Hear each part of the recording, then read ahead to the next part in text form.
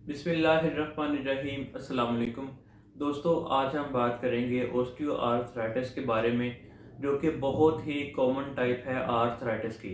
इसको हम आम ज़ुबान में जोड़ों का दर्द भी कहते हैं। तो इसमें होता क्या है कि जो आपके जिस्म के जॉइंट्स होते हैं उनमें आपको सूजन आ जाती है, आपको बहुत शदीद किस्म का दर्द होता है, आपका चलना फिरना मुश्किल हो जाता है।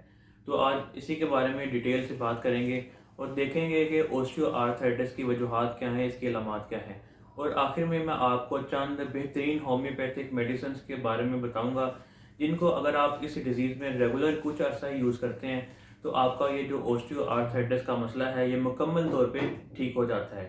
तो दोस्तों, पहले जान लेते हैं कि ओस्टियोआर्थराइटिस होता क्या है।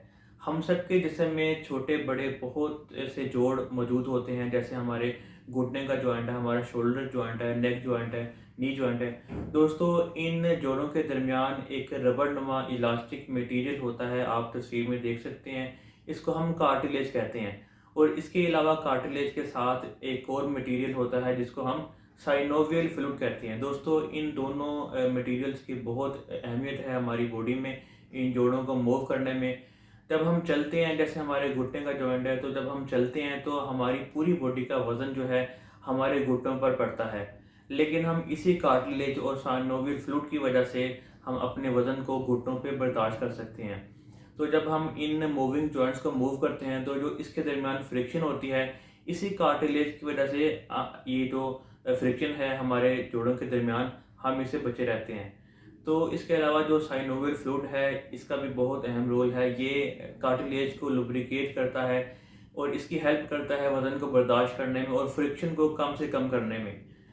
तो अगर किसी भी वजह से मतलब आप ज़्यादा काम करते हैं, आप ज़्यादा वज़न वाला काम करते हैं, तो आप अपने घुटनों को रेस्ट नहीं देते, तो आपकी जो ये कार्टिलेज है इसकी ये डी शेप हो जाती है, इसमें शक्ति आ जाती है, इसकी इलास्टिसिटी कम हो जाती है। तो यानी ये कार्टिलेज जो है ये ख़राब हो जाती है। तो इसकी वजह से क्या होता है कि आपके जोड़ों में बहुत शदीद किस्म का दर्द होता है, आपको सूजन आ जाती है, आपका चलना फिरना मुश्किल हो जाता है, और आप जब चलते हैं तो आपके मूविंग जॉइंट्स के दरमियान फ्रिक्शन यानी रगड़ पैदा होती है। तो इस पूरी कंडीशन को हम बोलते हैं ओस्टियोआर्थराइटिस। तो इसलिए ख़ास तौर पे आपके जो शोल्डर जॉइंट है, नेक जॉइंट है, नी जॉइंट है, या और भी आहिस्ता-आहिस्ता अगर आप इसका वक़्त पे मुकम्मल ट्रीटमेंट नहीं करते, तो फिर ये आपके बाकी जो जिस्म के जोड़ होते हैं, छोटे-बड़े जोड़, उनमें भी ये फैल जाता है। तो ओस्टियोआर्थराइटिस की 2 टाइप्स होती हैं। पहले नंबर पे है प्राइमरी ओस्टियोआर्थराइटिस और दूसरे नंबर पे है सेकेंडरी ओस्टियोआर्थराइटिस। तो दोस्तों, अगर प्राइमरी ओस्टियोआर्थराइटिस की बात करें तो इसमें क्या होता है कि आप जैसे-जैसे ही आपकी उम्र ज़्यादा होती जाती है तो आपके जिस्म में बहुत सी कमज़ोरियाँ पैदा होती जाती हैं। तो अगर उम्र बढ़ने के साथ-साथ आपको ओस्टियोआर्थराइटिस का मसला हो, आपके जोड़ों में सूजन आ जाए, आपके जोड़ों में शदीद किस्म के दर्द पैदा हों, तो इस कंडीशन को हम बोलते हैं प्राइमरी ओस्टियोआर्थराइटिस। यानी उम्र के बढ़ने की वजह से आपको ये डिज़ीज़ का हो जाना। तो जो सेकेंडरी ओस्टियोआर्थराइटिस है, इसमें क्या होता है कि अगर आपकी बॉडी में कोई और डिज़ीज़ मौजूद है, आपकी बॉडी में किसी और बीमारी की वजह से आपको ओस्टियोआर्थराइटिस का मसला हो जाए, तो फिर इस कंडीशन को हम बोलते हैं सेकेंडरी ओस्टियोआर्थराइटिस। तो अगर आपको ओस्टियोआर्थराइटिस का मसला हो गया है, तो फिर इसमें आपके जिस्म के जो जोड़ होते हैं उनमें आपको बहुत शदीद किस्म का दर्द होता है, उसमें आपको रेडनेस आ जाती है, इन्फ्लेमेशन हो जाती है। आप जब चलते हैं तो आप आसानी से अपने जोड़ों को मूव नहीं कर सकते। आपके इन मूव करने के दौरान आपको इन जोड़ों में बहुत ज़्यादा दर्द होता है, और ख़ास तौर पे जब आप सोकर उठते हैं तो आपकी जो जोड़ों वाली जगह है वो अकड़ी हुई होती है, आप इनको अकड़ा हुआ महसूस करते हैं। तो इसमें ख़ास तौर पे क्योंकि आपकी जो कार्टिलेज होती है, जो जोड़ों के दरमियान मौजूद होती है, वो सख्त हो जाती है, तो उसमें से इलास्टिसिटी ख़त्म हो जाती है, और जब आप इसको मूव करेंगे तो आपको फिर मूव करने के दौरान बहुत ज़्यादा दर्द होता है। तो अब बात करते हैं कि ओस्टियोआर्थराइटिस की वजूहात क्या होती हैं। तो इसमें सबसे पहली वजह है फैमिली हिस्ट्री। अगर आपकी फैमिली में से किसी को भी ओस्टियोआर्थराइटिस का मसला रहा है तो फिर आपको भी रिस्क रहता है ओस्टियोआर्थराइटिस होने का। दूसरी जो सबसे बड़ी वजह है वो है ओबेसिटी यानी मोटापा। अगर आपके जिस्म का वेट ज़्यादा है, आप मोटे हैं, तो मोटापा होने की वजह से आपके जो घुटनों पे ज़्यादा वज़न पड़ता है। ज़्यादा वज़न पड़ने की वजह से जो इलास्टिक मटेरियल कार्टिलेज होता है उस पे ज़्यादा वज़न पड़ता है और वो सख्त हो जाती है। तो इसलिए मोटापे को कंट्रोल करना बहुत ज़रूरी है।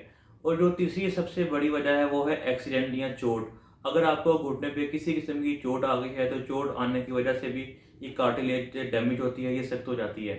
और चौथे नंबर पे है अगर आपको यूरिक एसिड का मसला है, आपकी जिस्म में यूरिक एसिड की मिकदार ज़्यादा है, तब भी आपको ऑस्टियोआर्थराइटिस का मसला हो सकता है। और इसके बाद जो सबसे बड़ी वजह है वो है अगर आपके जिस्म में डायबिटीज़ है, आपको शुगर लेवल ज़्यादा है, तब भी आपको ये डिज़ीज़ हो सकती है। या अगर आपके जिस्म में आयरन की मिकदार नॉर्मल रेंज से ज़्यादा है, तब भी आपको ऑस्टियोआर्थराइटिस का मसला हो सकता है। तो अब बात करते हैं उन बेहतरीन होम्योपैथिक मेडिसिन के बारे में जिनको अगर आप इस डिज़ीज़ में ऑस्टियोआर्थराइटिस में रेगुलर यूज़ करेंगे तो आपका ये जो मसला है ये मुकम्मल तौर पे ठीक हो जाता है। बहुत इफ़ेक्टिव मेडिसिन हैं। तो इसमें जो सबसे पहले नंबर पे मेडिसिन है वो है किलकेरिया फास्ट 6x। इसकी आपने दोस्तों 4 गोलियाँ सुबह, 4 गोलियाँ दोपहर और 4 गोलियाँ शाम को खानी है। दूसरी इसमें मेडिसिन है ब्रायोनिया 30। इसके आपने 10 कतरे सुबह, दोपहर, शाम हल्के गर्म पानी में डालकर पीनी है। तीसरी इसमें मेडिसिन है किलकेरिया कार्ब 30। इसके भी आपने 10 कतरे सुबह, दोपहर, शाम हल्के गर्म पानी में डालकर पीने हैं। और इसमें नंबर 4 पे जो मेडिसिन है वो है मेडोलिनम 200। इसके दोस्तों आपने 10 कतरे रोज़ाना हल्के गर्म पानी में डालकर पीनी है। इन मेडिसिन के रेगुलर इस्तेमाल से आपका जो ऑस्टियोआर्थराइटिस का मसला है ये मुकम्मल तौर पे ठीक हो जाता है। लेकिन दोस्तों याद रखेंगे कभी भी आप सेल्फ मेडिकेशन ना करें। हमेशा इन मेडिसिन को का इस्तेमाल अपने होम्योपैथिक डॉक्टर की गाइडेंस में करें। अपने होम्योपैथिक डॉक्टर को अपना मुकम्मल चेकअप करवाएं ताकि कंडीशन के हिसाब से, सिम्टम्स के हिसाब से आपका बेहतर से बेहतर इलाज हो सके। तो दोस्तों आई होप कि ये वीडियो आपके लिए फ़ायदेमंद साबित होगी। इस वीडियो को लाइक और शेयर लाजमी कीजिएगा। मिलते हैं अगली वीडियो में, तब तक के लिए अल्लाह हाफिज़।